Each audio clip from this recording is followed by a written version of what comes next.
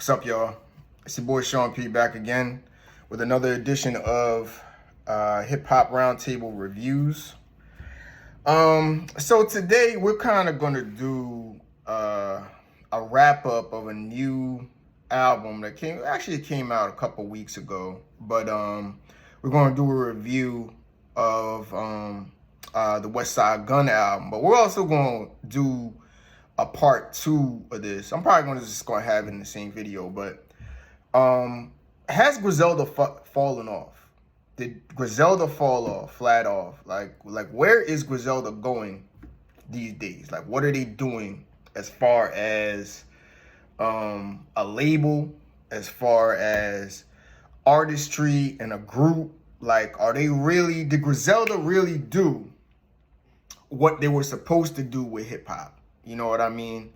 Like, really, are they carrying the culture forward as they were supposed to do when they first came out? But let's get to the review first. Let's talk about this new album.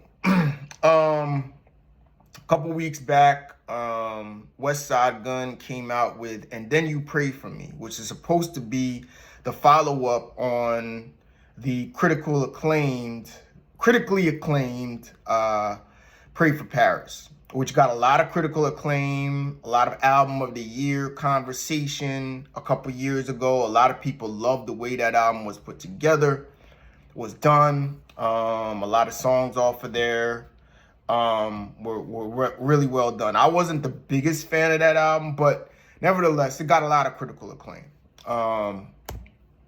And that was a couple years ago.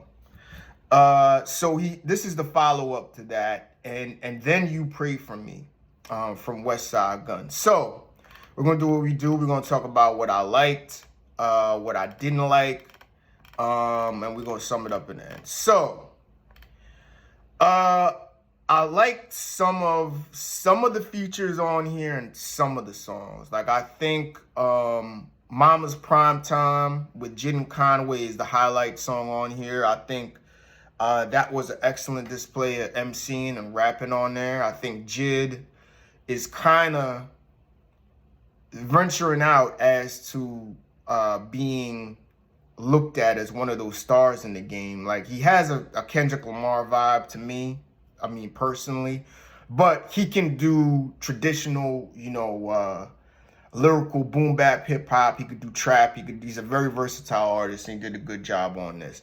I like that. I like Costas, which is a trap song. Take Heat did the production on here, which I'm gonna get to the whole trap aspect of this album in a little bit. But I really like that album, that song. I like the energy. I like the flows of the guys on that song. They did a good job on that. I like some of the songs with Stove God Cooks. I like Fly God 2X.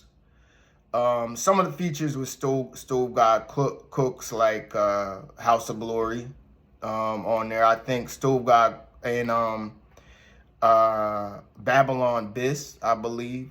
That's another one where Stove God kind of brought it on there. Like, I really like Stove God, the energy he brings. He brings kind of like a Max B type of feel to Griselda. You know what I mean? But he got bars. He could spit. I think he's one that an underground rapper that I really think should get more notoriety in Stove God Cooks. I like Jalen Rose with Boldy James. But I do think Boldy was rapping a little bit offbeat on there, but I kind of overlooked it. It was a hard, gritty track that I dig. So I like that one.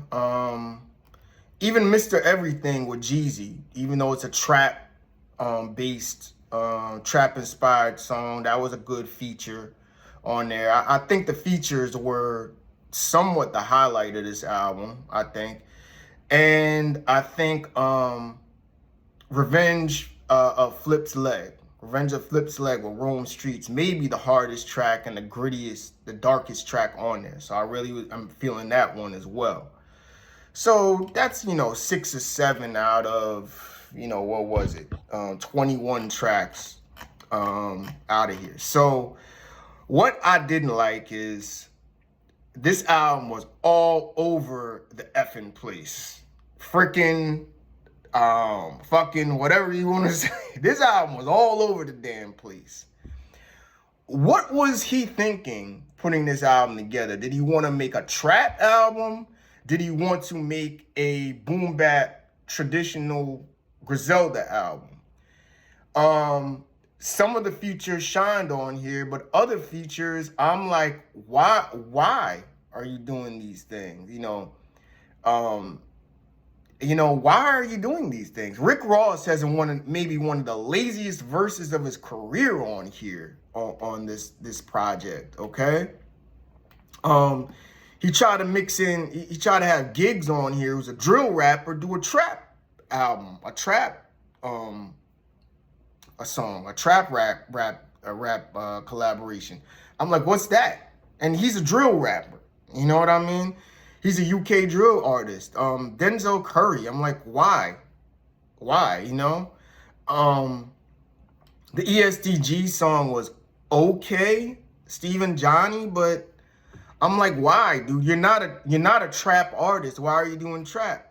Why are you doing songs with Casey? You know what I mean? He's Afrobeats. He's an Afrobeats artist. This, the production and the direction of this album made no sense to me. It's way too long. You know what I mean? Being 21 tracks on here.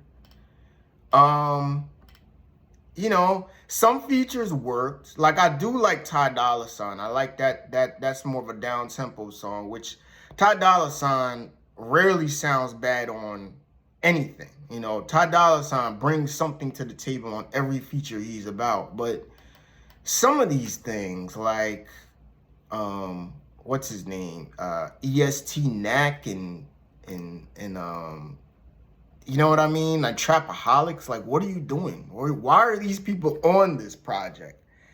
And it turned out to be just total dysfunction on this album. I'm like, where do I go? I think he tried to do like maybe a hardcore boom bap cut and then bring it back with a trap cut, but it doesn't work that way. You know what I mean? Just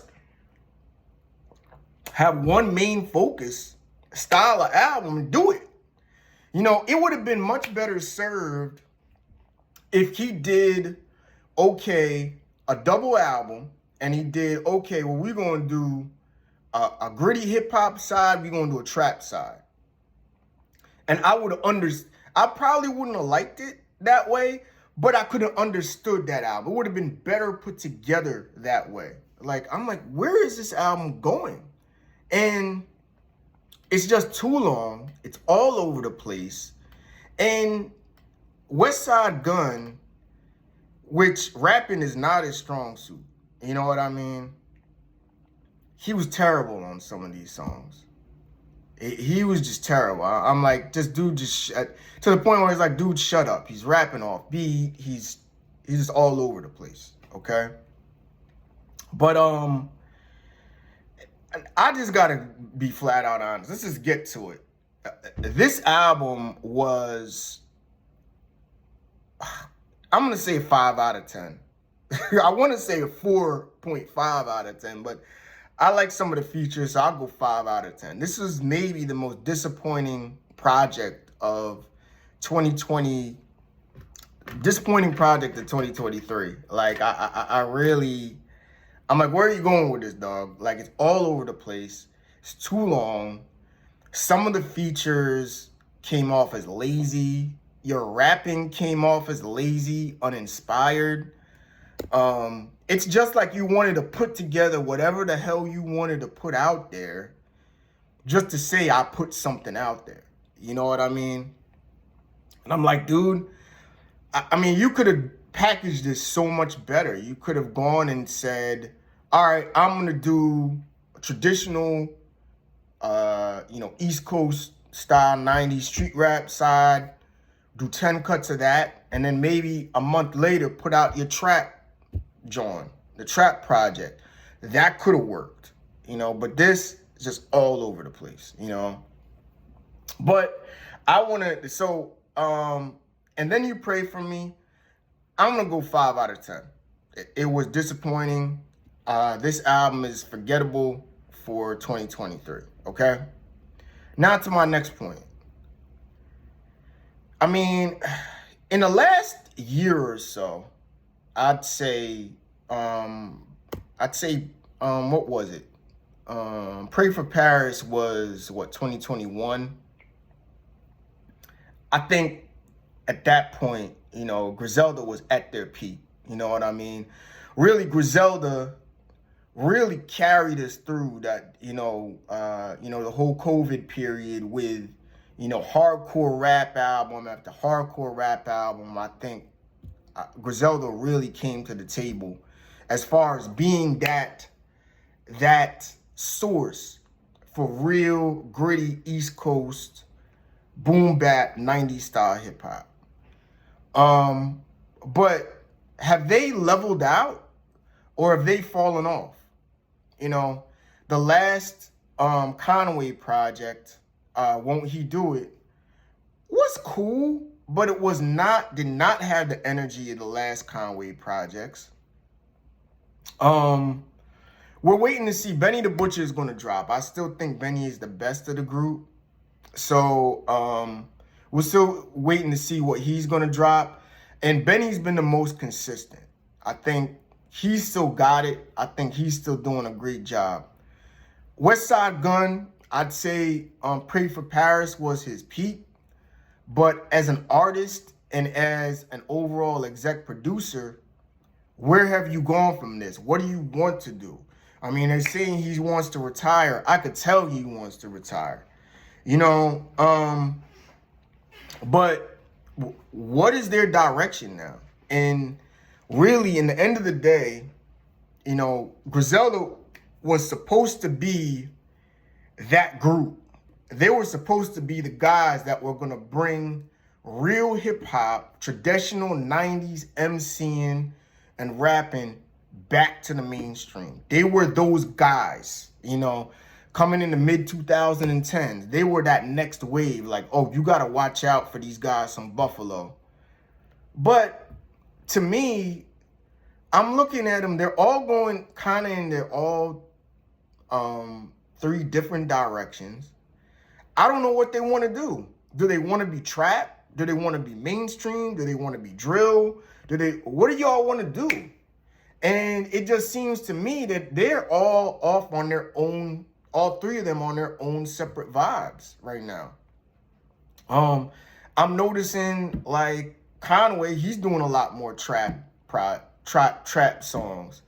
Benny been switching up his flow, venturing with trap artists. Y'all are supposed to be the guys that were anti that wave. You were supposed to separate yourselves as to, okay, they're going to call us for features to do our style of rap.